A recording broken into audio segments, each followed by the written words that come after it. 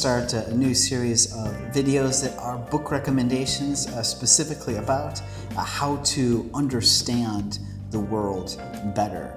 I'm stealing these book recommendations from Dr. Albert Mohler. The first one is a history book from 2015.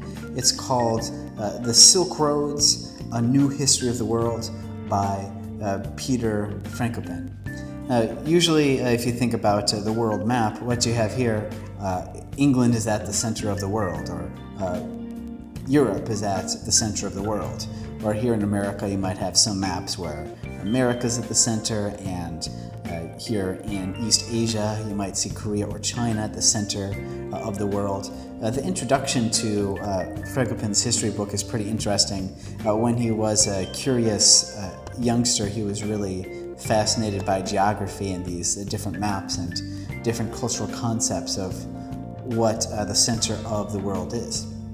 And a big thesis of his book is that too much of the history that is written doesn't realize its tradition of interpreting history through this European-centric context. Usually that lazy summary of history that we're all used to is that first you had the Greek Empire, then you had the Roman Empire, and then you had the Renaissance that reclaimed that, and then that moved into the colonial era and further, just having Europe at the center of it all the whole time.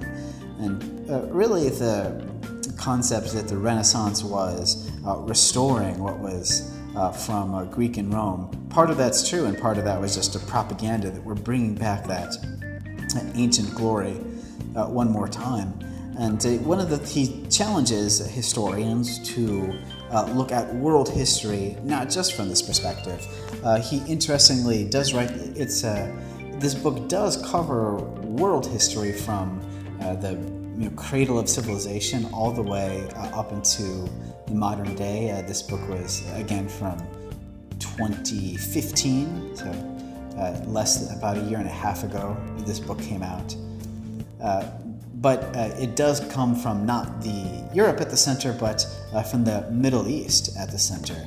And just to see how, the interesting observations that could be made of the world wars, from including this consideration, or ancient history. There's really for a lot of religious people that they think that the Garden of Eden was from this area between the Tigris and Euphrates River.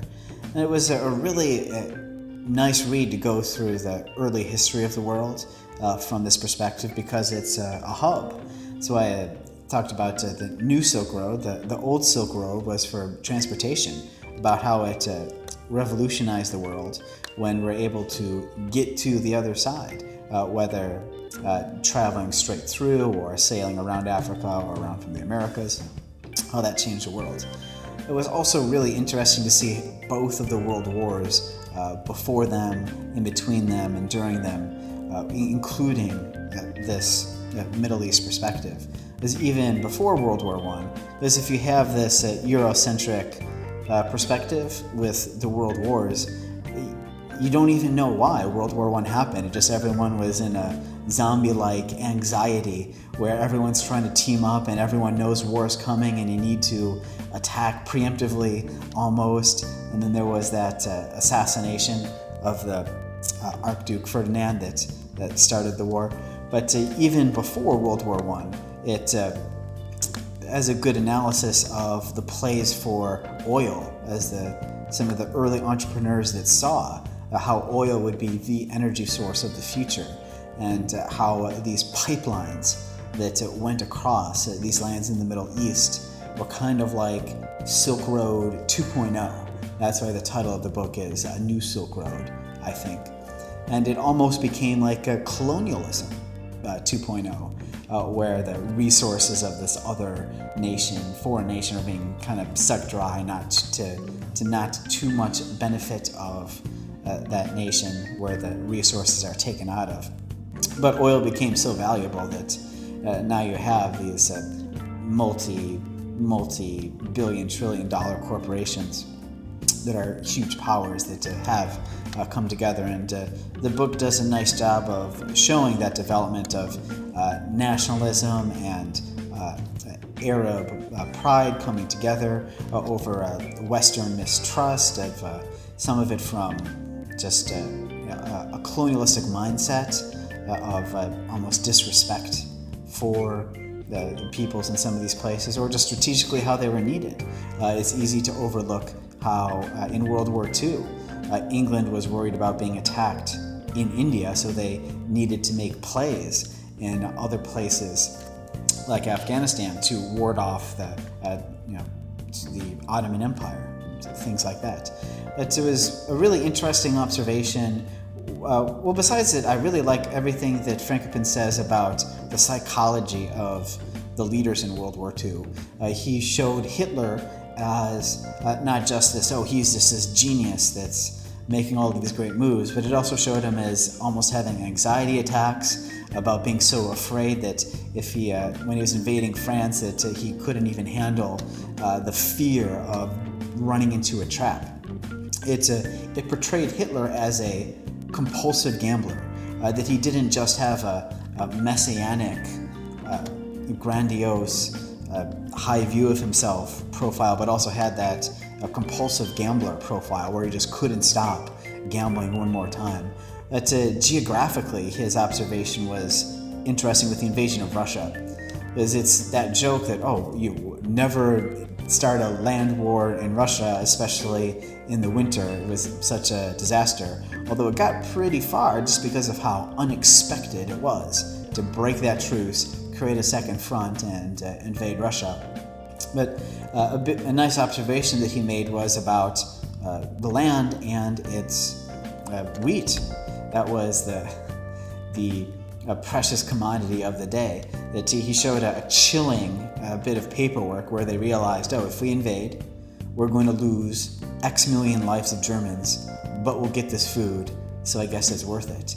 And I guess the timing of that surprise attack was basically right after that wheat was harvested and before it could be taken in, and they tried to grab it all.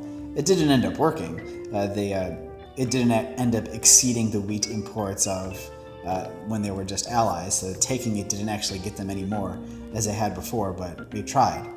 And that was part of what, so he connected both that attack and also the Holocaust timing to just needing wheat from Russia. This is pretty interesting. And before you know it, the book is in the modern world with the presidents that were during my lifetime. Now, for an American like me, we just think of conflicts in Iraq, in Afghanistan, in Iran as just those backwater places, and they're disconnected. But after reading this whole world history that centers world history around this part of the world, it feels like the reader's concept of world history is cohesive and connected, and that it's a spectrum of history.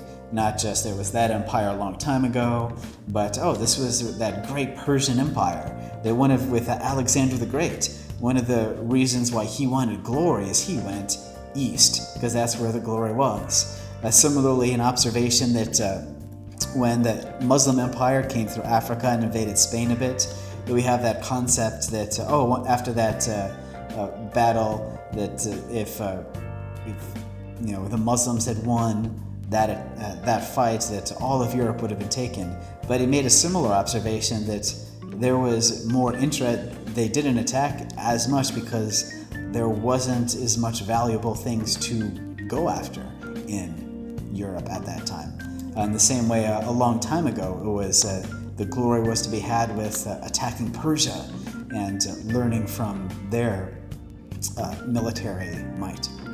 So it's a good book just a good book to have a better understanding of what's going on in the world.